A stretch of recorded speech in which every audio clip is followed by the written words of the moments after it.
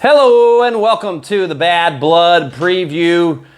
Getting it up here a little bit late, but I wanted to see what happened on SmackDown last night. So as of this recording, we are a mere hours away from Bad Blood. I'm going to run down the card here real quick, give you my predictions, let you know how I'd book some of these matches.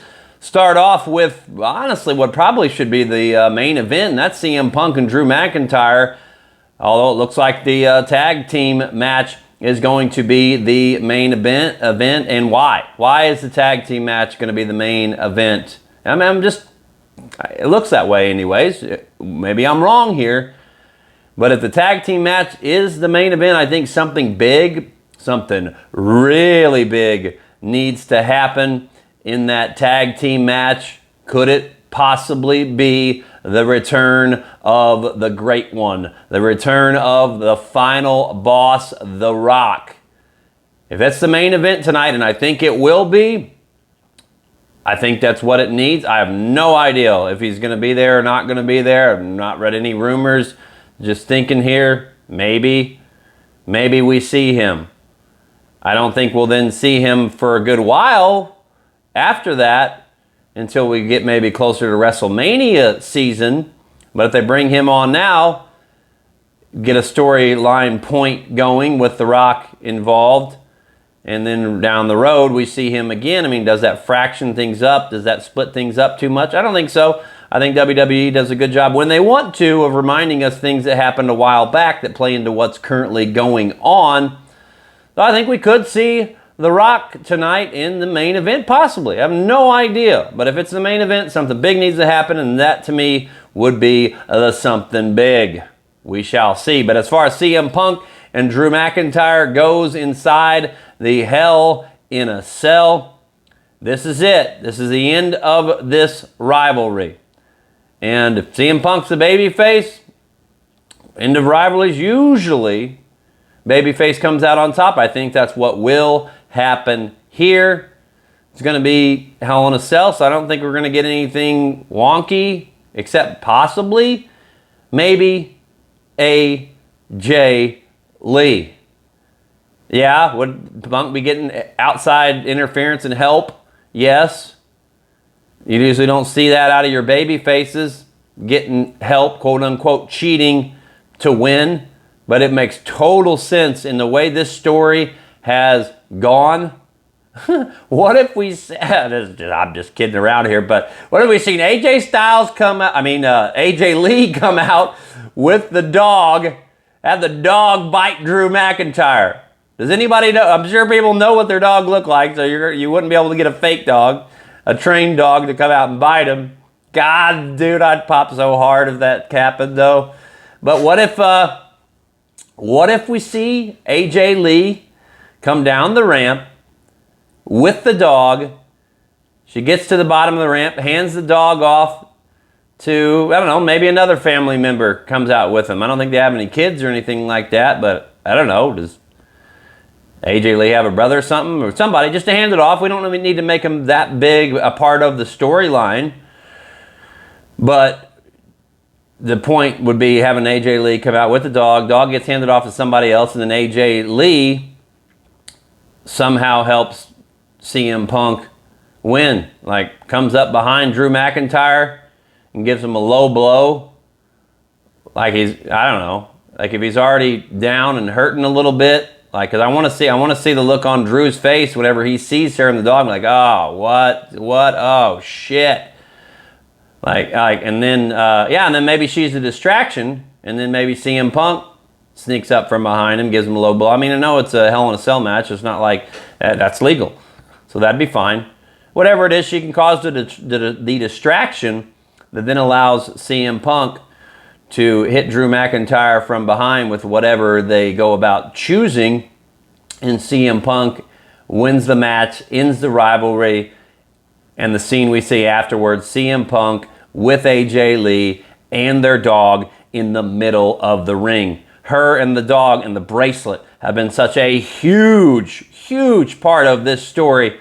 That's how you pay it off, man. You bring everything full circle, tie it all up into a nice bow with all those pieces involved, and CM Punk wins Hell in a Cell. Let's go ahead and talk about my excitement level for that match, especially with the way now that I just booked it and having hopes that that might happen. My excitement level is at a 9 for that one. My excitement level for Cody Rhodes and Roman Reigns versus the Bloodline is at about an 8, just for the potential maybe of seeing The Rock get involved in this one. Man,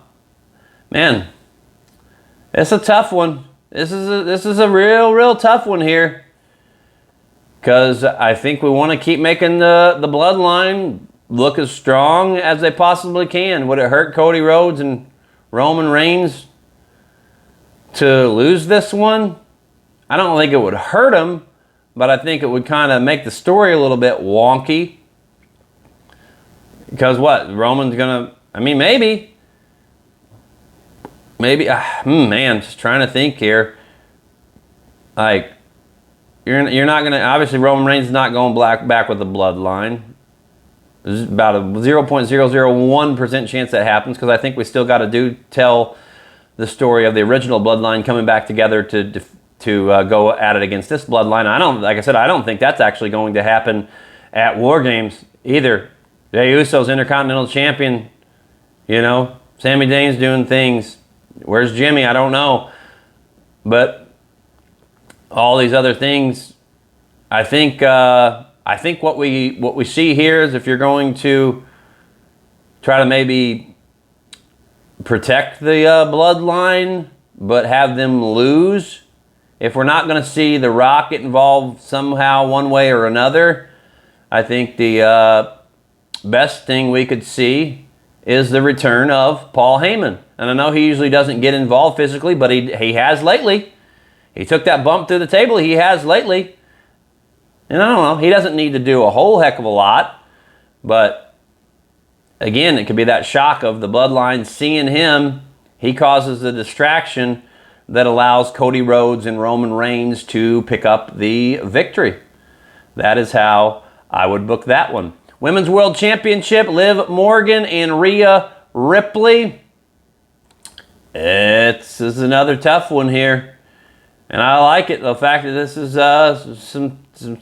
some very interesting... I mean, I think CM Punk, Drew McIntyre, pretty clear-cut CM Punk's going to win, but that tag team match is up in the air. I think this women's championship, I think I'm leaning definitely towards Rhea Ripley for sure. I think it's time to put the championship back on her. I do worry about that hurting Liv Morgan a tremendous amount. But I mean, is it time to move out of this storyline? You know, it seems like they broke up the Judgment Day not all that long ago, and you got another match, Damian Priest and Finn Balor. So, you know, I think that the Terror Twins going at it and battling the Judgment Day, it looks like it's all coming to a head.